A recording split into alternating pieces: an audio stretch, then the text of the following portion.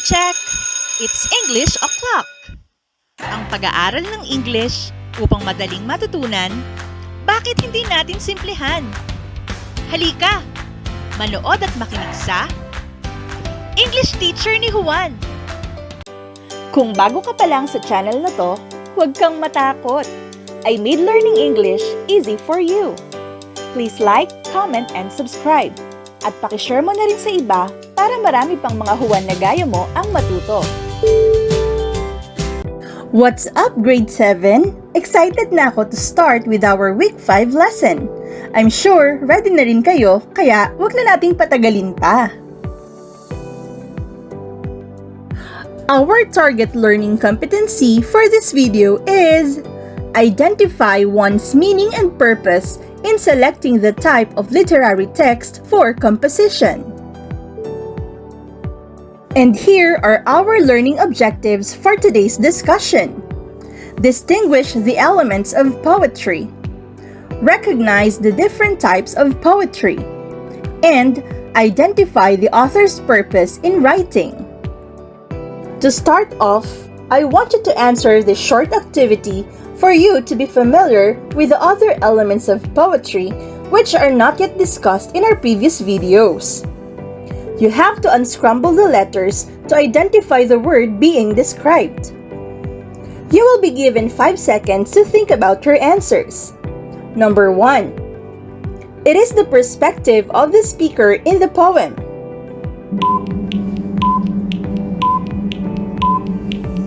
Answer is point of view.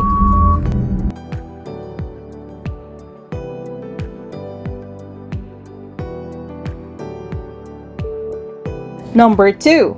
The reason why an author writes.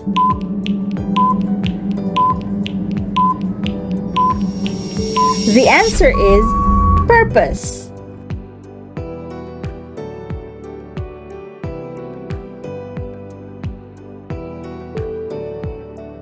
You know this for sure. Literary genre that makes authors express themselves and their feelings and ideas mostly through rhyme and rhythm.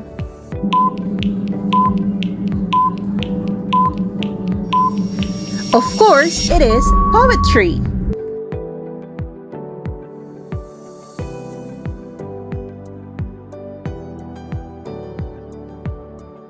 The manner how something is said or performed.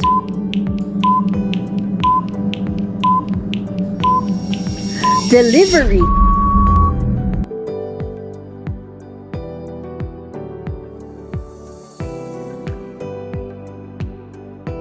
And number 5 has something to do with how long or how short an object is.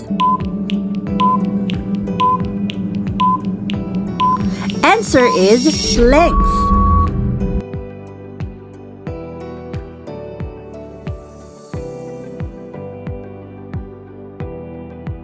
Now, let's recall your answers. Point of view, the perspective of the speaker in the poem. Purpose, the reason why an author writes. Poetry, literary genre that makes authors express themselves and their feelings and ideas mostly through rhyme and rhythm. Delivery, the manner how something is said or performed. Length, refers to how long or how short an object is. Your next task is to listen to the Apple song by Black Eyed Peas.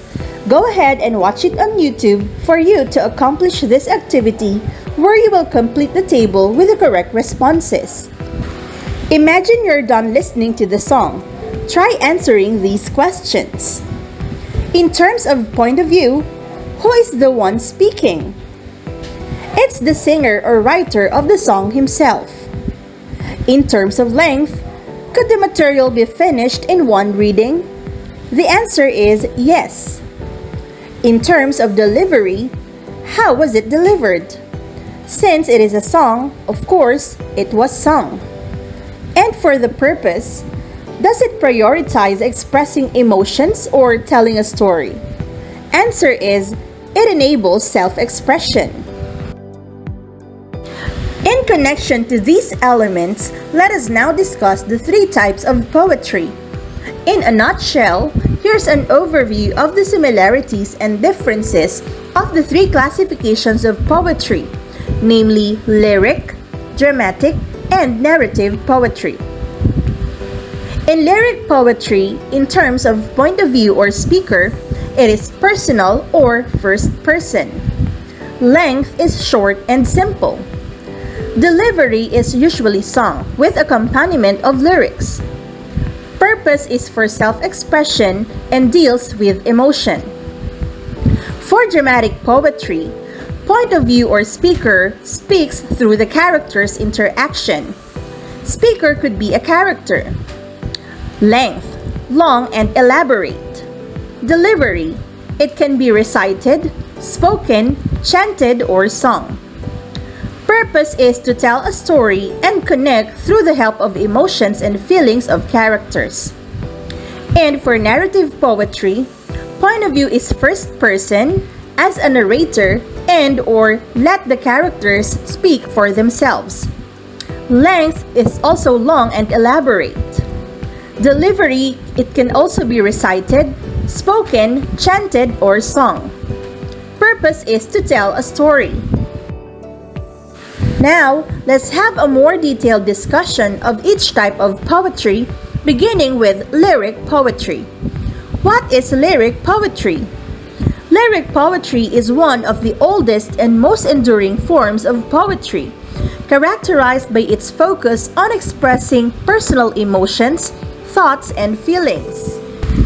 Unlike narrative poetry, which tells a story, or dramatic poetry, which presents a scene or dialogue, lyric poetry is more introspective and often reflects the poet's innermost experiences. Here are some key features of lyric poetry. Point of view. Lyric poetry is often written in the first person using I to express the poet's personal experiences and emotions. This perspective allows for a direct and intimate exploration of the poet's inner world. Length. Lyric poems are usually short, concise, and focused on a single moment, feeling, or idea. This brevity helps to intensify the emotional impact on the reader. Delivery. The term lyric comes from the Greek word lyra, which refers to the lyre, a stringed musical instrument. Ancient Greek lyric poetry was often sung or recited to music, and even today, lyric poetry retains a musical quality through its rhythm, meter, and use of sound devices like alliteration, assonance, and rhyme. Purpose. Lyric poetry is deeply personal and often conveys intense emotions such as love, sorrow, joy, or contemplation. The poet speaks directly to the reader or an implied listener, creating an intimate connection. Examples of lyric poetry. Sonnets. A sonnet is a 14-line lyric poem with a specific rhyme scheme and meter, often exploring themes of love, beauty, and mortality. William Shakespeare's sonnets are some of the most famous examples. Odes. An ode is a formal, often ceremonious lyric poem that addresses and praises a person, thing, or event. John Keats' Ode to a Nightingale and Ode on a Grecian Urn are well-known examples. Elegies. An elegy is a mournful lyric poem that laments the death of a person or reflects on themes of loss and sorrow. Thomas Gray's elegy written in a country churchyard is a classic example.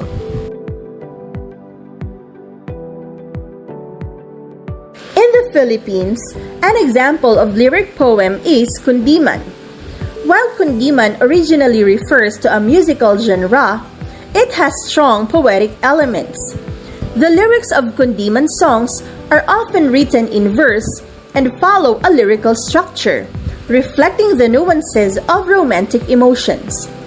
Kundiman is both a musical and poetic form, characterized by its lyrical beauty and emotional depth, typically conveys feelings of love and yearning in a poetic and melodious manner. Kundiman has been an important part of Filipino cultural heritage, particularly in the early 20th century. It is associated with the romantic and nationalist sentiments of the era. Many Kundiman songs, whose lyrics often reflect deep love and devotion in a lyrical and artistic style, were written by Filipino composers such as Nicanor Abelardo, a renowned Filipino composer and lyricist. One of his famous Kundiman songs is Sa Kabukiran, or In the Countryside, which exemplifies emotional and lyrical qualities, showcasing his talent in capturing the essence of Filipino sentiment through music and poetry.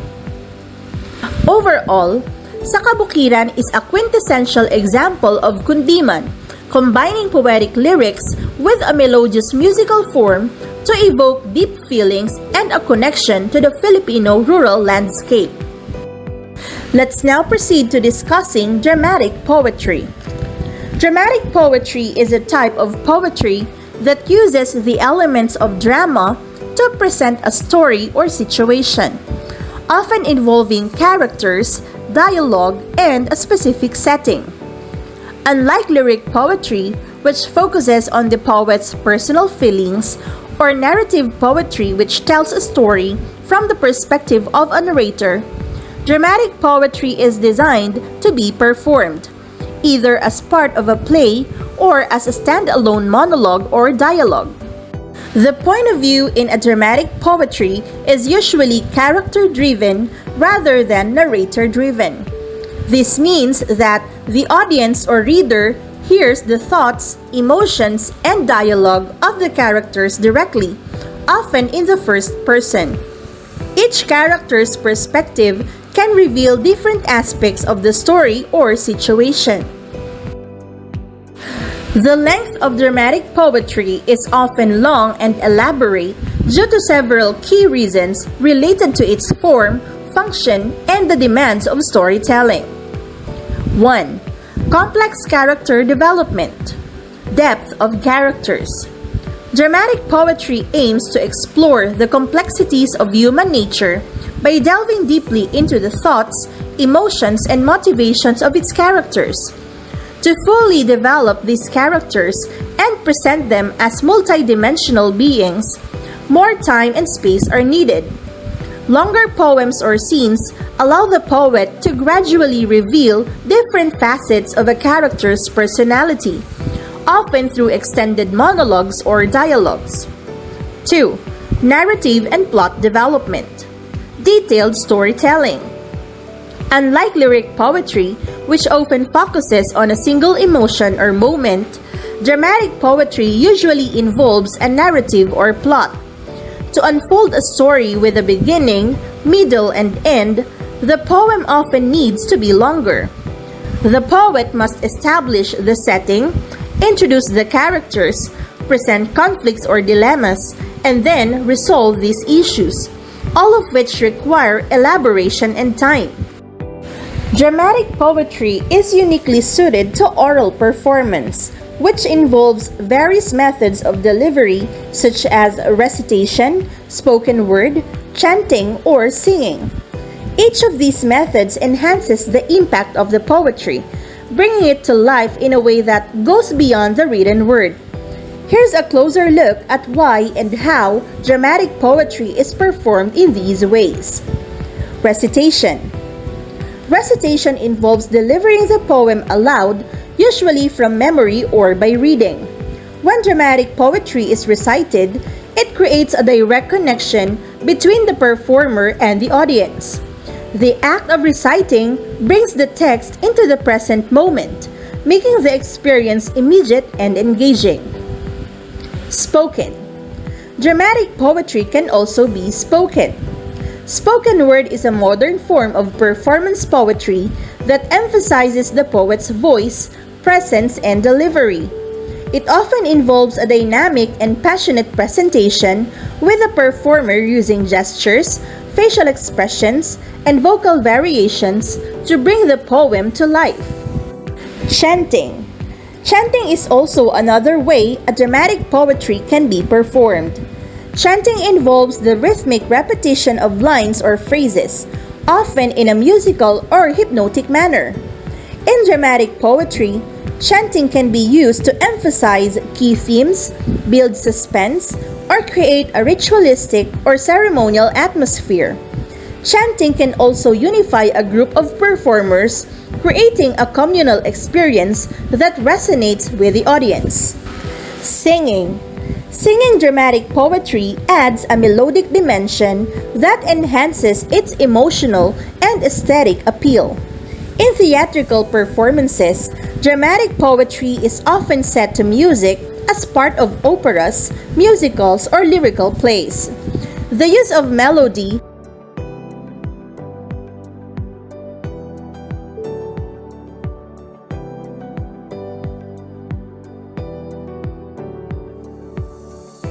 Purpose.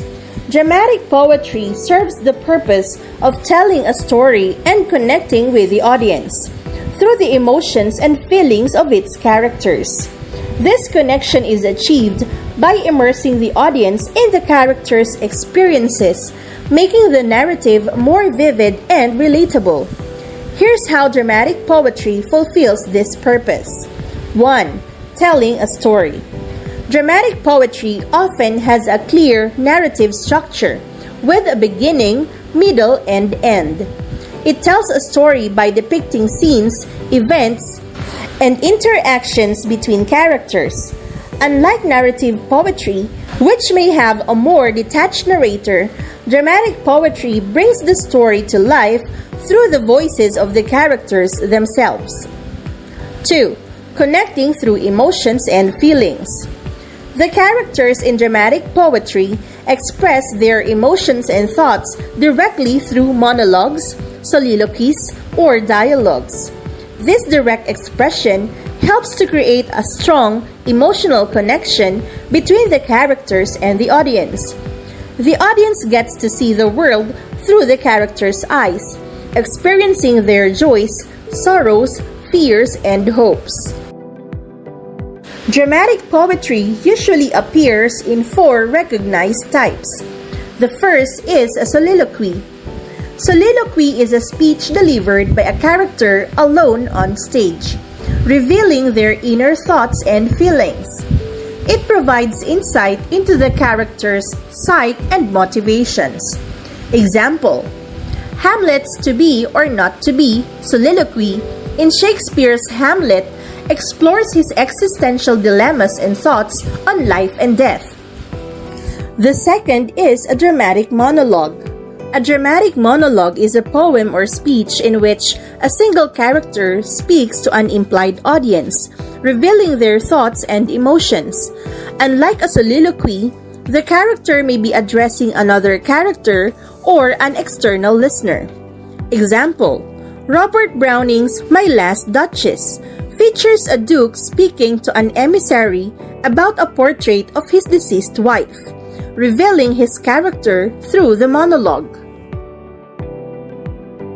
The third type of dramatic poetry is character sketch. A character sketch is a brief, descriptive portrayal of a character's personality, traits, and behaviors. It often focuses on the character's appearance, actions, and motivations. Example: a character sketch of Mr. Darcy in Jane Austen's Pride and Prejudice would describe his reserved demeanor, pride, and eventual transformation. The fourth type of dramatic poetry is dialogue. Dialogue is a conversation between 2 or more characters in a play, story, or poem. It advances the plot, reveals character relationships, and provides insights into the themes of the work. Example: in Shakespeare's Romeo and Juliet, the dialogue between Romeo and Juliet reveals their instant attraction and deep love for each other. Meanwhile, a notable example of Filipino dramatic poetry is Huling Paalam or The Last Farewell by Dr. Jose Rizal, which is also known as his final poem before his execution. Although Huling Paalam is primarily a lyric poem, its dramatic elements, particularly the emotional intensity and personal reflection, make it a powerful example of dramatic poetry in the Filipino literary tradition. Overall, Huling Paalam stands as a compelling example of Filipino dramatic poetry, capturing the profound emotional and patriotic sentiments of Dr. Jose Rizal in his final moments. Now, let's talk about narrative poetry. Narrative poetry is a form of poetry that tells a story. Unlike other types of poetry, which may focus more on expressing emotions, ideas, or imagery, narrative poems have a clear plot, characters, and often a narrator. They are similar to short stories or novels but are written in verse. This form of poetry often includes elements like plot, a sequence of events that make up the story, characters, individuals who take part in the action of the story, setting, the time and place where the story occurs, conflict, a struggle between opposing forces that drives the plot, theme, the central idea or message the poem conveys. In terms of point of view, the point of view in a narrative poetry can vary, but it generally falls into three main categories: first person, as a narrator, and letting the characters speak for themselves. Each approach offers a different perspective and impact on the storytelling. 1. First person point of view. Personal perspective. In the first person point of view, the poet or a character within the poem speaks directly to the audience using I or we. This approach provides a personal and intimate perspective on the events being narrated. The audience sees the world through the eyes of the narrator, experiencing their thoughts, feelings, and reactions firsthand. 2. As a narrator, or the third person point of view. In this point of view, the poem is narrated by an omniscient or all-knowing or limited third-person narrator who is not a character within the story. The narrator recounts the events, often providing insights into the thoughts and feelings of the characters. This allows for a broader perspective on the story, as the narrator can move between different scenes and characters. 3. Letting the characters speak for themselves. In this approach, the narrative poetry lets the characters speak directly, either through dialogue or monologues. This method allows the characters to express their own thoughts, emotions, and perspectives without the mediation of a narrator. The audience hears the story as it unfolds through the characters' words, making the narrative more dynamic and engaging. In terms of length, narrative poetry is long and elaborate because it tells a complete story requiring space to develop characters, plot, and themes.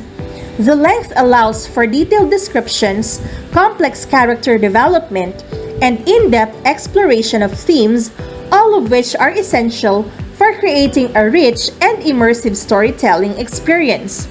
This complexity is often necessary to convey the full scope of the narrative, making the poem more impactful and engaging for the reader. Narrative poetry can be recited, spoken, chanted, or sung, each method of delivery adding a unique dimension to the storytelling experience. 1. Recited. When narrative poetry is recited, it is delivered aloud, usually from memory or by reading. This method highlights the rhythm, meter, and language of the poem, allowing the performer to convey the emotions and nuances of the narrative through vocal expression. Narrative poetry can also be spoken. Spoken word performance involves delivering the poem with emphasis on vocal dynamics, pacing, and emotion. This method can add energy and intensity to the narrative, making the story more vivid and engaging. Chanting is also another way of delivering a narrative poem. Chanting involves rhythmic repetition of lines or phrases, which can emphasize key themes or create a hypnotic effect. This method often imbues the narrative with a sense of ritual or tradition, enhancing its impact. The repetitive and rhythmic nature of chanting helps make the narrative more memorable and engaging, aiding in the audience's retention of the story. Also, narrative poem can be sung. Singing adds a melodic and musical quality to the narrative, which can enhance the emotional expression and aesthetic appeal of the poem. Music can amplify the mood, whether it's joy, sorrow, or tension, and create a more immersive experience. In performance settings, singing narrative poetry can combine elements of drama and music, providing a rich, multi-sensory experience that brings the story to life. The primary purpose of narrative poetry is to tell a story through verse. It presents a structured plot with characters, events, and a sequence of actions, much like a short story or novel. By using poetic language, narrative poetry adds emotional depth and rhythmic qualities to the storytelling, making the narrative more engaging and impactful for the reader. Types of narrative poems. Ancient and medieval narrative poems were most commonly epics. Written in a grandiose style, these epic narrative poems retold legends of virtuous heroes and powerful gods. Other traditional forms include Arthurian romances about knights and chivalry, and ballads about love, heartbreak, and dramatic events. However, narrative poetry is an ever-evolving art, and there are countless other ways to tell stories through verse. A classic example of Filipino narrative poetry is Biag ni Lamang or The Life of Lamang, an epic poem from the Ilocos region. This narrative poem is one of the most celebrated works of Filipino epic poetry and provides a rich example of the genre. Overall, Biag ni Lamang is a key example of Filipino narrative poetry, offering a captivating story that reflects the heroism and cultural values of its time. In addition, you might also want to know an author's common purposes in writing. These questions will help us analyze the purpose behind a poet's work. Let's break down each one. Did a poet want to change your opinion? The purpose is persuasion. If the poet aimed to change your opinion, they were likely writing with the purpose of persuasion. The poem might present a particular argument, challenge a commonly held belief, or advocate for a specific cause. The poet would use emotional appeal, strong language, or logical reasoning to influence your thoughts. Did a poet share a story? Purpose is narration. If the poet shared a story, the purpose was likely to narrate or tell a tale. This could be a fictional story, a personal experience, or a retelling of a historical event. The focus would be on characters, plot, and events, with the poem structured to take the reader through the story. Did the poet make you laugh? Purpose is entertainment. If the poet made you laugh, their primary purpose was to entertain. The poem might use humor, wit, or playful language to amuse the reader. The goal is to bring joy, lighten the mood, or provide a humorous perspective on a subject. Did the poet give facts? Purpose is informing. If the poet provided facts, their purpose was to inform. The poem might convey factual information about a particular topic, perhaps in a creative or condensed form. The poet's goal would be to educate or enlighten the reader about something specific, using poetic devices to make the information engaging. Did the poet teach you something? Purpose is instruction or reflection. If the poet taught you something, the purpose was to instruct or encourage reflection. The poem might offer life lessons, moral insights, or philosophical ideas. The poet could be guiding the reader to a deeper understanding of a topic or provoking thought about complex issues.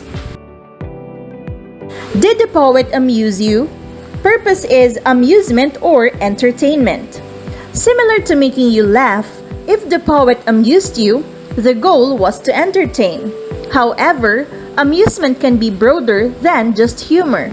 It might include delighting the reader with beautiful language, engaging imagery, or clever wordplay.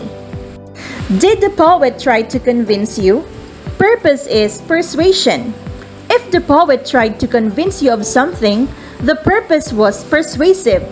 The poem would aim to shape your opinion or encourage you to take action, using emotional appeal, reasoned arguments, or passionate language to make the case. So did you learn something today? Sure ako na hindi ka na nosebleed. If you want more of this video tutorial and learn English in a light speed, huwag kalimutang mag-subscribe at i-turn on ang notification button para updated ka sa mga bagong lessons. Ako ang teacher mo, ang English teacher ni Juan.